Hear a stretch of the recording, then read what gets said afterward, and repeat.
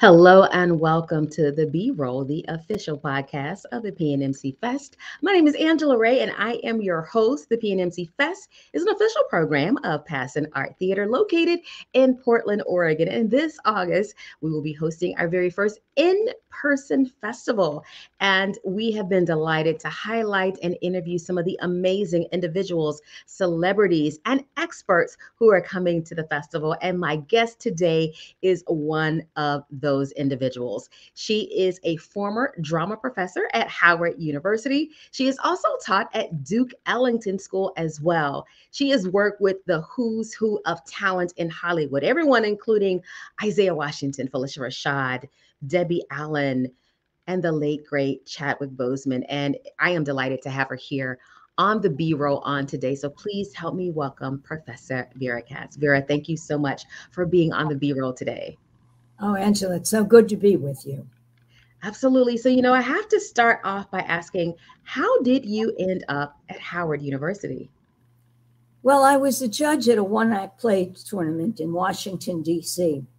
And sitting on the panel was the wife of the chairman of the theater department. Now, I had just been told by my then husband that I should go look for another job because we needed to make a little more money. You know how that goes. And so I was looking around. I had directed, I'm also a director. I had directed a number of plays in the area, and they saw some of my work, and so they asked me to be the judge. So this woman, Alfredine Brown, told me, well, do you have your graduate degree in theater? And I said, yes, I have my master's from Boston University. And she said, why don't you go down and talk to my husband? I know he's looking for someone. Well, Angela, it was late August. They were in a pickle. They needed somebody. The school, the department would open very soon, and they didn't have anybody to teach acting. So they thought that I'd be there for 1 year. That's what they thought. At the end of the 1 year, the chairman said, well, thank you so much. The students seem to like you. You got wonderful reviews from the faculty and the students. Thank you and goodbye. I said, oh, no, I'm not leaving. I like it here. I'm learning so much, and I like the students, and I'm expanding my knowledge. I'm staying. Well, he was shocked. He said, you want to stay? I said, yes. Now, he said that because it was 1969. And of course, you know what happened in 1968, that horrific assassination of that brilliant leader. And so there I was saying, I'm not leaving, even though they wanted me to go. But the students didn't want me to go, and the faculty didn't want me to go. And so they said, well, we'll try you for another few years. That morphed into 7 years. The 7th year I was up for promotion. That's what you usually do in academia. And I got a wonderful review from the students. Actually, they marched around the quad saying, keep Katz. I remember KK on the banners. I remember saying one more K and I'd be in big trouble. They didn't know what I was talking about, but anyway. So,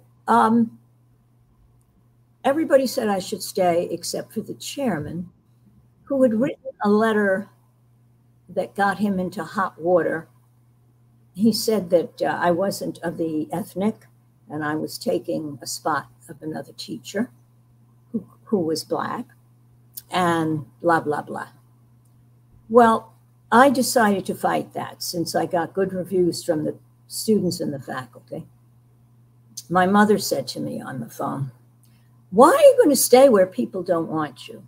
I said, Mom, they do want me. It's just the chairman doesn't really know. He's never sat in on my classes and blah, blah. She said, well, if you've got to stay, hire a lawyer. I said, that's a good idea. She said, hire a Jewish lawyer. I said, thank you, Mom. And I hung up and I hired a Black lawyer, wonderful young man who won the situation for me. Lawrence Jameson, no longer with us. Anyway, we had to have a hearing. And at the hearing, I presented the fact that I wanted to stay. And the dean said, well, what did the faculty say? And all the letters prove that I should stay. She said, well, if you have to stay, because she didn't want me there either, and that's the attitude. If you have to stay, it will be up to the faculty to vote you for promotion for tenure. And I said, well, I'll take my chances. So I stayed. And of course, I got voted in.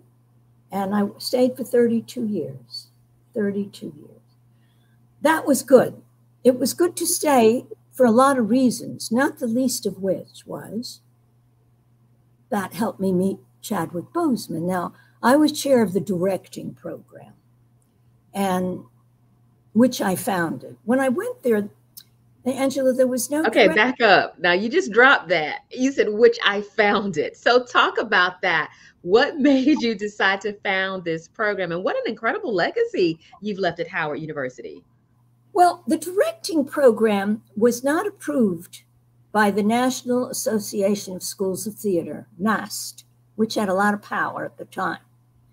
They said you had to go to graduate school. You had to be older to be a director. And I said to myself, who's going to graduate school? That's expensive. That's time in theater. And who is going to go to graduate school for directing? I mean, that's like letting a lot of people, locking a lot of people out of the arena. So I said, we've got to have a directing program because Black people have to own their own stories and they have to direct their own stories. And I knew that then, way before we had all the wonderful directors we have now who are Black. So I got a hold of Dr. Carol Singleton, who was very well known in NAST, and she finagled and wrote the right program up and blah, blah, and we got the directing program. They always had one class there, but they needed a program. And so we hacked it out and we got a program. My first student was Debbie Allen. My last student in the program was Chadwick Boseman. In between, there were many others who were wonderful. The young lady, Camilla Forbes, who's running the events program at the Apollo right now, was my directing student. She directed Between Two Worlds and Me by Ninja Chachi Coates. So there were many directing students. Some of them went on to teach directing. Some of them went on to work in film. Some of them went on to be leaders, because I knew that directing is about leadership. And if you don't do that, you're not producing Black leaders. So we had a good time. And I was very honored to work with them, all of them, all of them. Debbie came in saying, well, I'm really a choreographer. I said, no, you're not. You're a director / choreographer. Debbie said, really? I said, yes, look at the kind of work you do. So before I knew it, I was teaching her directing. And, you know, we know what Debbie has done in the field, you know, directing in television and directing on stage for children, just amazing. The last student that I had there was Chadwick Boseman. He was brilliant from the get-go. I want to say this, Angela. None of the students I worked with, whether it was in the university setting or in the arts high school setting, weren't brilliant to begin with. They came with a lot. They were smart. They were thinking students. They were well-read. I simply gave them a technique, and I pulled it out of them. Given the situation in America, they needed confidence. I gave them that. I gave them self-belief, not in their worth, but in their ability in the theater. And I gave them a technique to work with. But they came with something already. And that's very important to say, because it was the whole wealth of the Black experience that they brought to me. And I could sense it, and I just finagled it and pulled it out of them and gave them how to make it clear to the audience and how to work with actors. Yes, you want them to do this, Don't tell them that. Ask them questions that will lead them to discover it. And anyway, that was part of it. So that was the whole exciting thing. Now, I will talk a moment about Chadwick. He came with very well read on everything, not only African culture, which is very important, not Pan-African, the whole spectrum of plays, West Indian plays, African plays. He came with that. He came with a political sense. He came with a religious, I don't want to say religion, a spiritual center. He came with that. And he would ask me questions that really enlarged me. And that was important. He was one of my few students who was interested in Eurocentric material. Now, that was not popular to teach at the time. Eurocentric, Beckett, Pinter, playwrights like that, the British playwrights, etc. But he wanted to learn. You mean it wasn't popular at Howard or just popular in general? Not popular at Howard. Okay. Because when I came there, it was 1969, as I said earlier. Ujamaa was important. Pan-Africa was important. And who wanted to learn anything that was Eurocentric?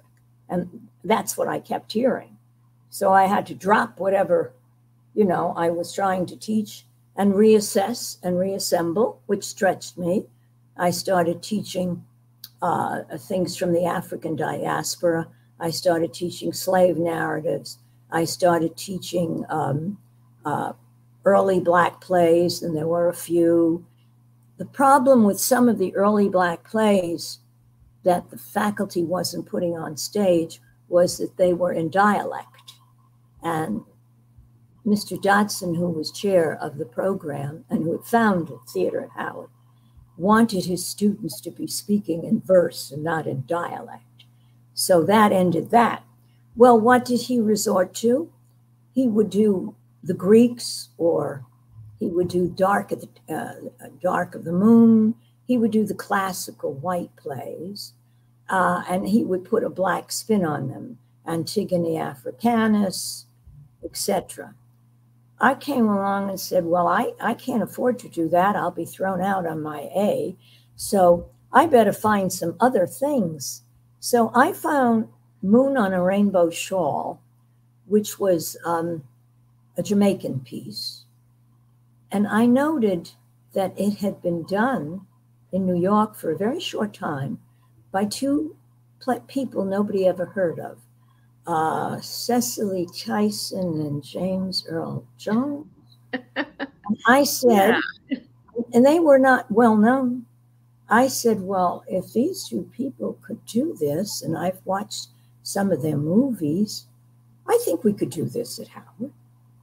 So I cast two exciting people in it who were in my senior acting class. One was called Linda Gravatt, who does a lot of acting work in New York. And the other one was Phylicia Allen, better known now as Phylicia Rashad. Yes. And then I wanted to have real chickens on stage. Well, because it was a backyard in Jamaica, everybody said, you can't have real chickens. So I said, well, we'll take some of the freshmen and we'll use them for the young girls playing games in the backyard. And there was this young student who had just arrived, very sassy. She said, I can teach them a dance move. I said, really? She said, yes. I said, well, let's see what you've got. Bring it in 2 weeks. And of course, that was Miss Debbie Allen. And she was going to do the whole show and dance. And I said, no, let's cut it down. But it's very good, dear, very good. We'll use some of it. So that was the first thing I did at Howard. And it went over terrifically because I had these great people. They were great. That was my first class, was those two divas. One more diva that I have to mention was in that first class, Petronia Paley, who's done a lot of acting in New York and has her own acting company now in New York. She's done a lot of Shakespeare work. Mr. Dodson, brilliant man. First African-American, Mr. Dodson, to go to Yale School of Drama, and then came back and founded the Ira Aldrich Theater and founded the theater at Howard University. So I was there, though I was worried about the period I was there because there was a lot of pushback against my color. I was also there at a time when the old guard was changing. They were leaving. They were getting older. It was time for them to go. Mr. Dodson had a walker at the time and was walking up and down the aisles of the theater. And anytime I would say to him, I don't know, the students really don't want to learn from me, he'd say, pay them no mind, a la Shakespeare. Just give them what you've got, and in time it will change. And I would say, you think it will change? And he said, oh, yes, it will change. So the oracle of Shakespeare talked to me, and I said, okay, Mr. John, you know, there were other teachers there, Mr. Butcher, St. Clair Christmas, brilliant people. I want to give them shout outs. They're all unfortunately gone. But they not only schooled their students brilliantly, they schooled me. Some of the prodigies of that time that they schooled were Glinda Dickerson, a wonderful director, wonderful language skills that she got from her teachers, interested in Black poetry, interested in the liturgy of her people. And it was just brilliant to work with her. She was the new guard I was watching. The other student was Mike Malone, who had years of dance under his belt. And I was watching all the shows he did. And slowly over time, I gained access into the group. You see, they had a lot that I didn't have. They were trained in movement and song and dance and poetry, and they put it all together as one because they were building community. Their shows were not about one character the way the Eurocentric was. Their shows were about community. And all of the community would come together and uplift and enlarge and learn. I would sit in the back of the theater rehearsals and watch. I was learning all the time. When I said to that dean, I want to stay, I'm learning all the time, I meant it. Now, eventually they would ask me to come to rehearsals, which always surprised me, a week before opening. So I would go back there and I would take my little notes, and then they would come back at the end of rehearsal and say, well, and I'd say, oh, it's brilliant, I'm learning so much. Glinda was doing hairstyles the way before anybody was doing hairstyles like that. The hairstyles I see now, Glinda had on stage, you know, and she was gilding in gold her people so that they would shine. The bronzeness of them would come out. So I would sit there and just, they'd say, well, what do you think? And I'd say, it's fabulous, it's terrific. But, and here was my training, yet, not but. What are you trying to say in all of this? I'm not clear on where we're going. What does this mean, Glinda? What do you want to tell your folks when they leave? Or Mike, you know, what are you doing here? This was after they asked, only after they asked. And that's what I brought to the table, because my learning, my skills were about analyzing the script and being true to the playwright and what is the idea here? What's the theme? What do you want folks to leave the theater with? And this was an important time for folks to leave the theater with something. So it was a good marriage. It was a good marriage. And I took what they gave me. They used some of what I gave them. And they were wonderful years there. In time, sounds like you produced a lot of offspring from that marriage at Howard University. Yes, we that did. offspring, they're doing amazing things. Yes, we did. We did. And they were terrific. They were terrific. There are names you don't even know, and they're teaching at private schools.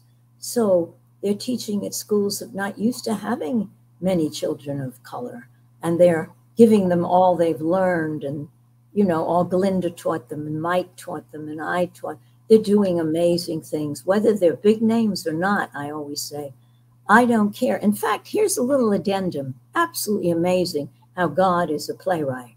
My son teaches math in Stamford, Connecticut, high school. He calls me up just 3 years ago, maybe 3 or 2, and says, Mom, we have a new vice principal.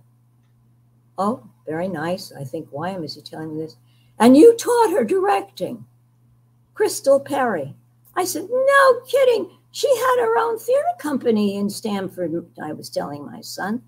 And that went for a long time. And then she went into education, and now she's a principal. Isn't that?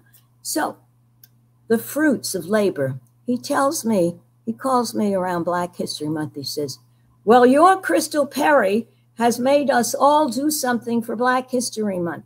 We have to cover the doors of our homeroom with a picture that the kids have chosen of somebody who is an inspiration to them, who is of their color. And they all have to give reports in class on this person. And each door across the whole school has a picture of a famous, or not only famous, but what would you call them? An ancestor of the Black experience. So that was Crystal Perry adding her theater stuff in from directing. It was amazing. And it was my son's. She called me up. We laughed about it. That's the way life goes. You know that. The older you get, the more interconnections there are. And you wonder about why they happen, but that's why they happen. So that was that period. It was amazing. I went on to Ellington. We produced some terrific people there. Corey Hawkins, who was just up for a Tony for Top Dog Underdog, which won the best revival play. Corey should have won an award, but, you know, I'm curious about that. But anyway, we produced Corey Hawkins. We produced Jayme Lawson. Jayme Lawson played the young Michelle Obama in the series First Ladies. And then she's played something in Batman, the mayor in Batman. She's doing fine. And she's been on shows, too. So we produced a lot of them. I have to think of the other one. But that was exciting, high school students. I didn't adjust that much to high school students. I didn't DUMB down for them. I taught the same stuff I taught at this college, and they came out with that level. The only problem with it is when they go off to college now, they call me up and say, I know all this stuff. Nobody seems to know it, but I know it. And I want to go somewhere else. That happened with Corey. Well, I knew Corey wouldn't like the school he went to. I won't mention his name. But when they're offered at high school a full 4-year ride financially, you can't say don't take it. Right. So I said, okay, Corey, you're going to that school. Good luck. Call me if you need any help. Well, at the end of the year, he calls me up and says, this place sucks. I'm not learning anything. And they don't blah, blah. And they don't even know any Black clarinet, blah, blah. I said, look, you want my advice? Yeah, I'm calling you for that. I said, dust off that monologue we worked on of Moliere and find a contemporary piece. Oh, I have 3 contemporary pieces, Professor. Good. And try out for Juilliard. What? You think? You think? That was the period you think was the expression of the day. I remember I was always learning from expressions. I'll tell you one in a minute. So I said, yes, I think. After you make the first 3 cuts, because there are 6, call me. He said, okay. He called me screaming. The phone was off the hook. Long story short, he got into Juilliard. That changed his life. Corey Hawkins. They used to come to me. I remember the kids used to say, oh, you are fat, Miss Katz, you are fat. And I would say, Well, I don't know about that. I'm on a diet. I've been working real hard. Because I was always trying new diets. And they would laugh and get hysterical. And I had to figure it out slowly over time that fat meant P-H-A-T. They snuck that new slang in on you. I remember when that one came out as well. There was a movie called Then Fat Girls, P-H-A-T. That's right. And then I remember saying, where is Deirdre? How come she's not here? Oh, Deirdre's out to lunch. And I would say, well, she's taking too long at lunch. They got hysterical. So this is how I was learning. I learned more serious things, which white people have to learn. I learned what it's like to be racially profiled. I was with my students when we were coming home from rehearsal. It was late. It was about 11 o'clock. I was driving them to a section of town where they lived, and the police came along, shining flashlights in their faces, and me telling them that was impolite. And they got hysterical in the back of the car. Officer, that is impolite. And they were just hysterical, laughing at me. But they were also giving me advice. Be cool, Professor Katz, be cool. Don't say anything. Don't carry on. Be cool. And I was carrying on until what they were trying to tell me was they knew what I didn't know.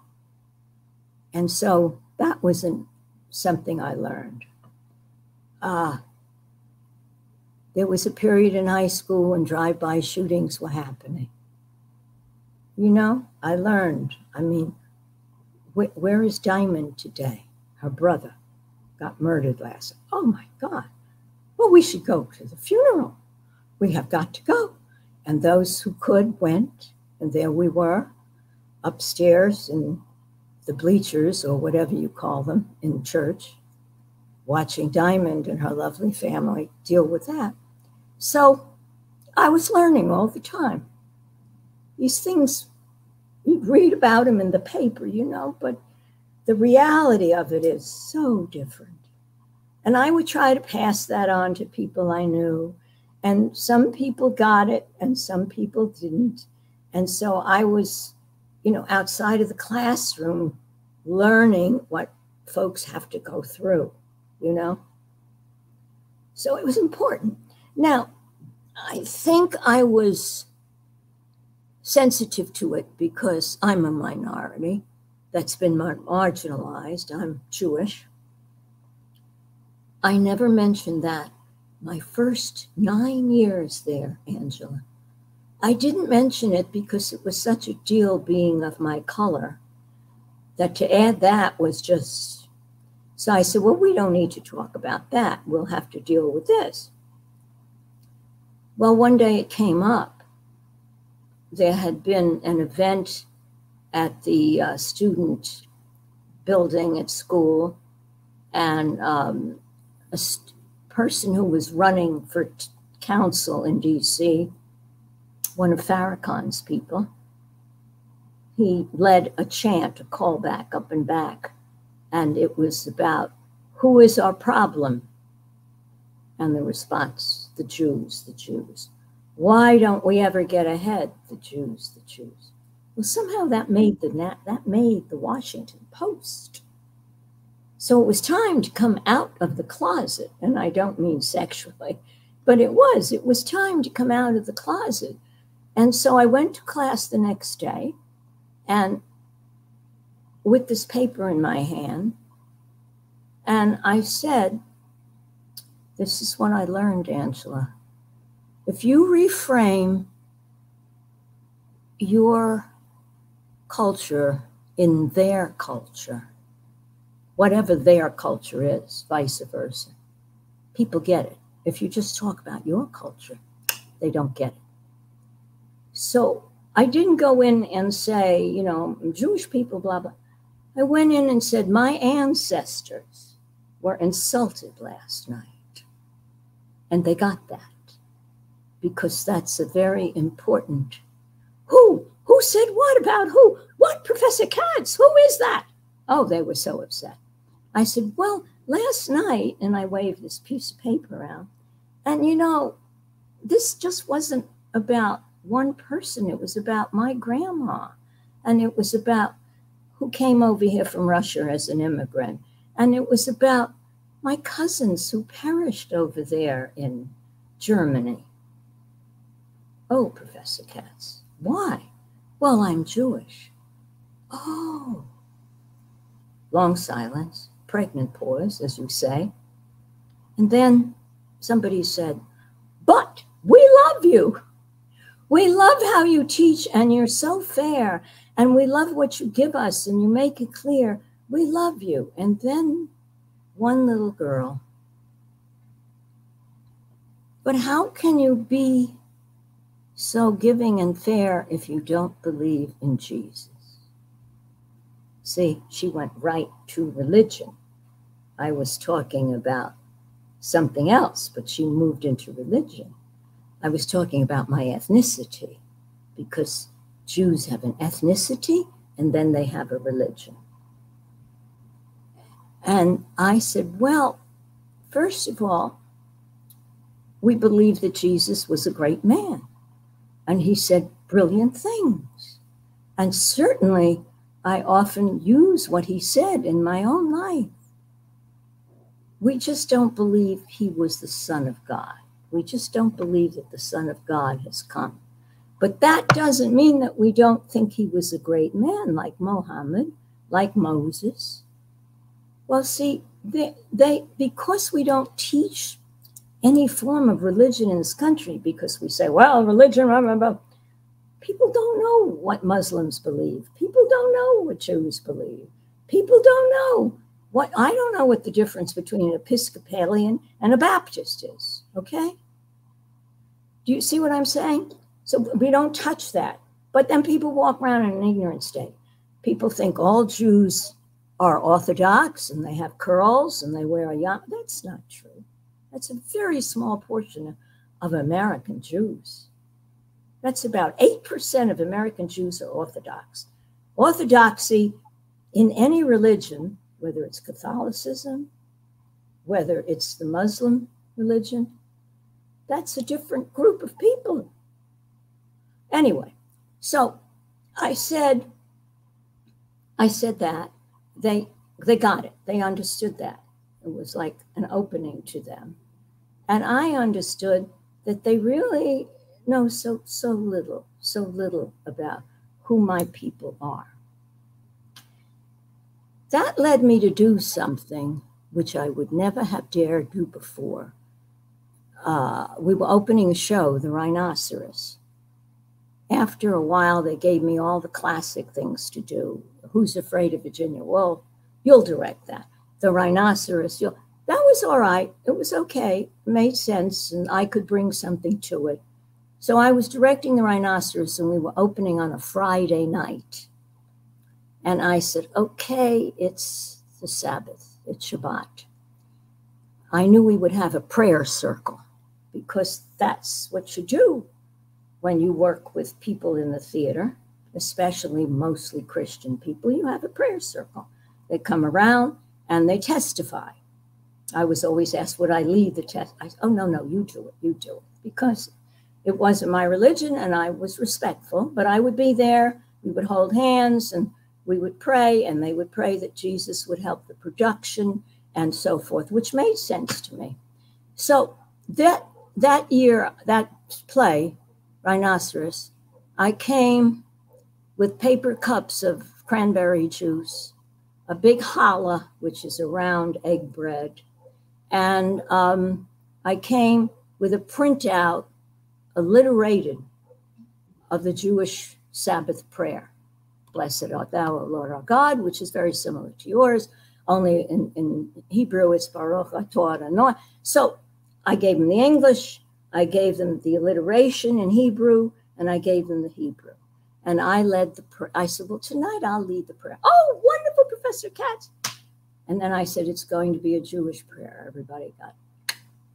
And I did it. And I said, okay, let's see what happens here, because there may be repercussions, Well, they all wanted the cranberry juice. They all wanted to lay their hands on the bread and give the prayer Baruch atah, they all try. I said, you can say it in English if you're not. No, no, no, we want to say. And they said it in Hebrew, Baruch atah, and they held the bread, and then they ate it. And then I said, thank you for doing this. Oh, it was wonderful, wonderful. Then they ran off and did their shows. Fast forward, a couple of months later to graduation, I'm marching down the aisle in cap and gown because faculty has to do that. And I can barely get down the aisle. A father says, oh, you must be Professor Katz. I mean, I have to march. I said, oh, yes, yes. Well, I'm Eric's father. And, oh, thank you so much. And, we spent time on that prayer because I know a lot of Jewish people, and I'm very glad to have that prayer. Thank you. Went further down the aisle.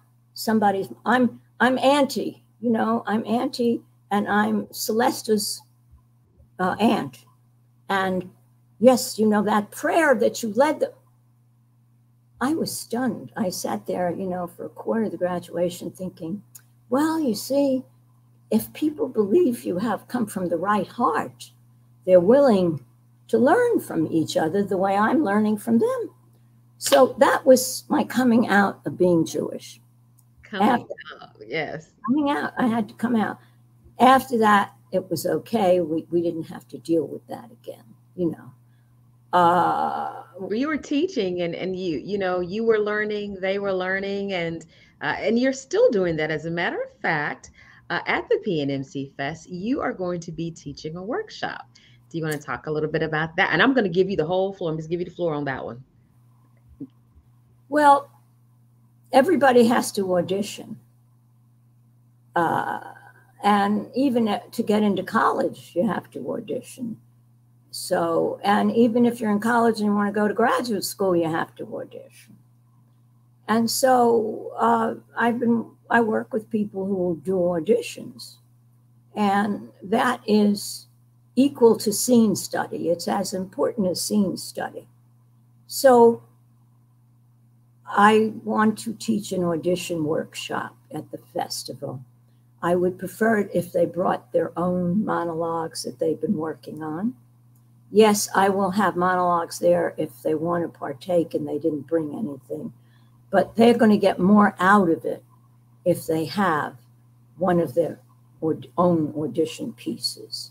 And of course, I can tell you now to calm them down, I always start with praise.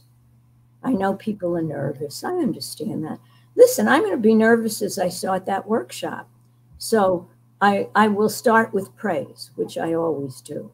And there's always something that somebody does that's good. That's good.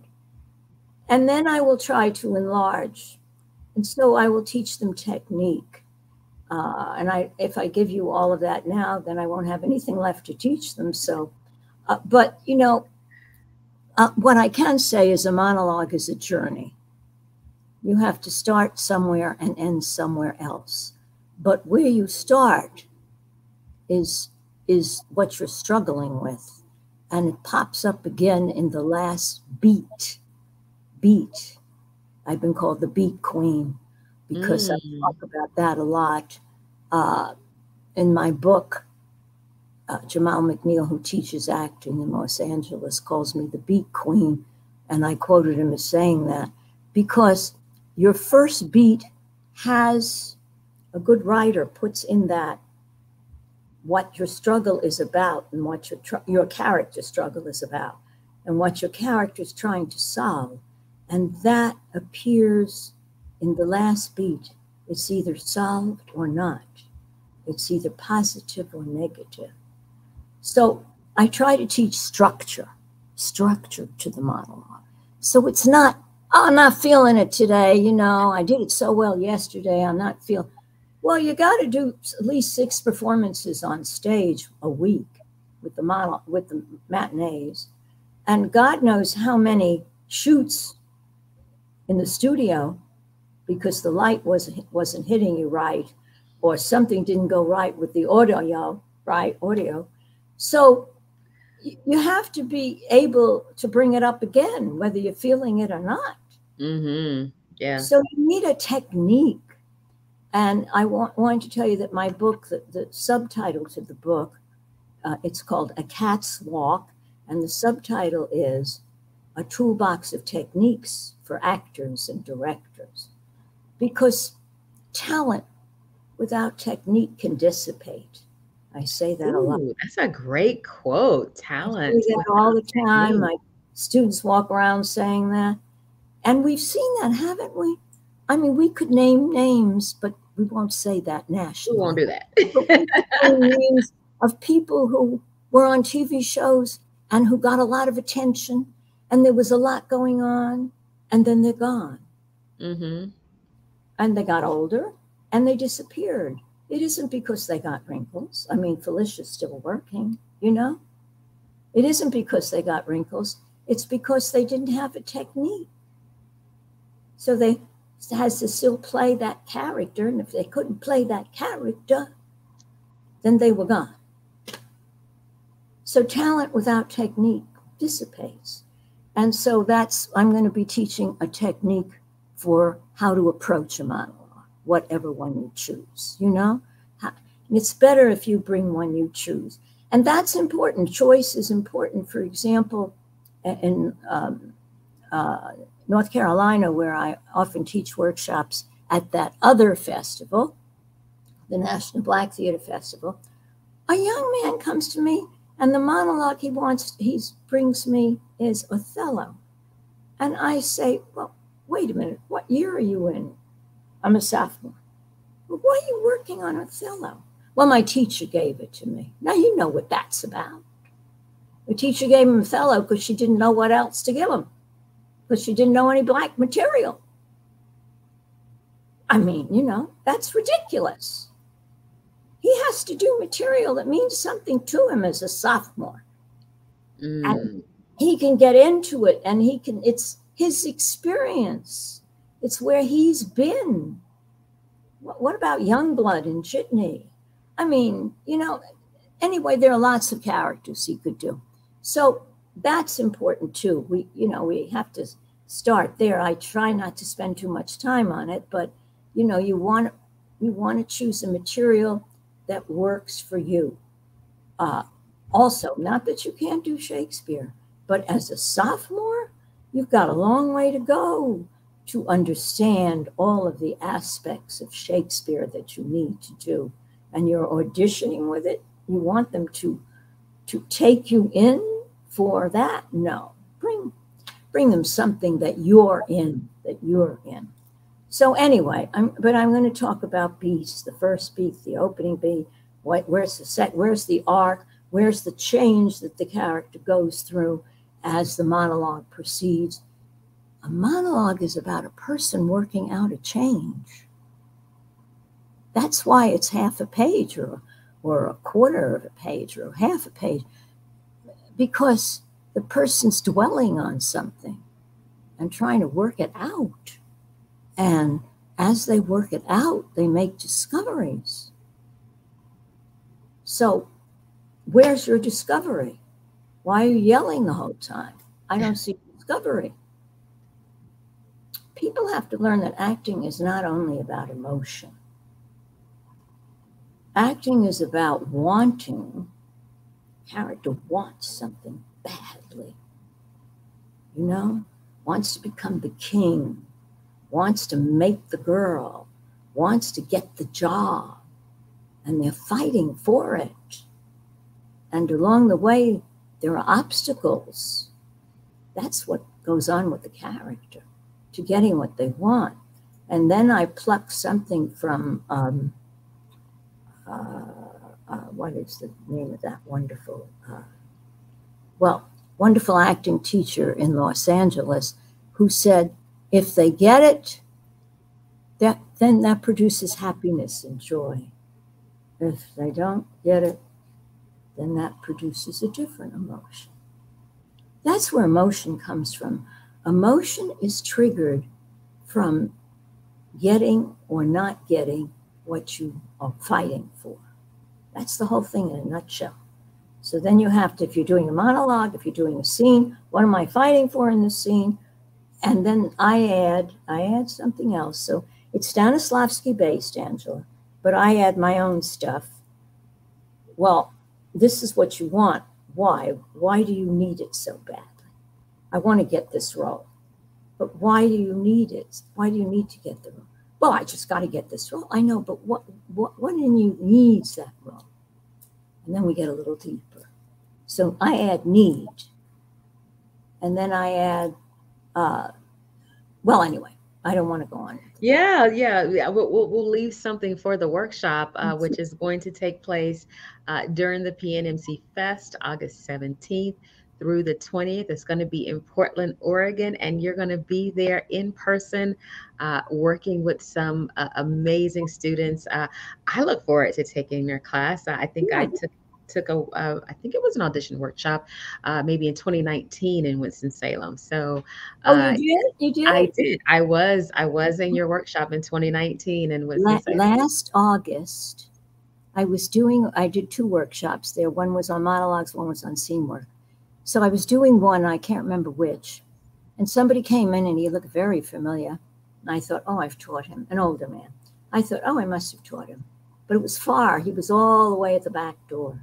And then I didn't see him. I said, oh, he left already. Because sometimes people do that. They open up the door, they see me, and they close the door. So then I realized he was sitting right close to me, like over there. And I said, oh, I do know him. Who is he? And everybody was looking at him. Being a director, I could gauge that the audience, all the other people was looking at him. I said, oh, this guy's important. Who is he? The workshop ended. He got up. He started to walk over to me. And like waves, all the people wanted to come up and talk to me, parted and let him go through. And as he got closer, I said, oh, my God, Ben Vereen. And he hugged me like he knew me. And everybody said, oh, she probably taught him. And I remember saying, I didn't teach Ben Vereen. He's brilliant on his own. And he roared. And that's how we met. And he hugged me like he knew me. And he said, little lady, when's your next workshop? I'm coming in to see the next work. I thought, yeah, right. I mean, everybody's going to pull pieces from Ben Vereen. He said, thank you so much for coming, Mr. Vereen. It means so much. Well, I learned, oh, you don't need to learn. Well, we can always learn something. You're giving me some tips. She kept saying, tips. I told him when the next workshop was. I didn't think about it again because I knew I would not see him except in the halls. I arrived there about 3 minutes a little late with books and all, going through the door, and sitting up at the very front was Ben Vereen. He was at both workshops, and we took pictures, and it was incredible. It was incredible. It was a thrill for me. And that was the last workshop I taught at the festival. Okay. So I remember that one. It was very exciting. You never get over the thrill of learning, you know, who's around you and what they learn. And he's such a master. And yet he's telling me that he's saying I can learn some tips. You never give up learning. Never give up learning.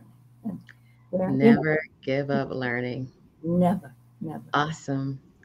Well, Professor Vera Katz, it has been amazing to hear about your journey, how you've impacted students from high school to college, and even a legend like Ben Vereen. I look forward to your workshop, look forward to seeing you in Portland. And if you're watching this and you are an actor, if I were you, I would go ahead and make sure I have a flight, a train, a plane, or a car to get to Portland, Oregon this August. And sometimes they schedule you for 9:30 in the morning, actors. And even if you have the workshop at 9:30 in the morning, you have to be at the studio at 7. So I don't want to hear that you didn't come because my workshop was scheduled for 9:30 in the morning. Hint. It hint, yeah. Just get there, because I want to help. I want to give you the skills. I want you to get the job you want. Thank you, Angela. Thank you. Enjoy the rest of your day. Thank you, Angela. You look great. Thank you. Thank you. Such a good interviewer. You really are. Oh, that is an honor to hear that from you. Absolutely. Thank you so much. You're welcome. Well, that is it for this episode of the B Roll. Again, the PNMC Fest is coming up August 17th through the 20th in Portland, Oregon. Make sure you visit our website to get your festival passes and make your accommodation arrangements. And until next time, I am Angela Ray. Bye bye now.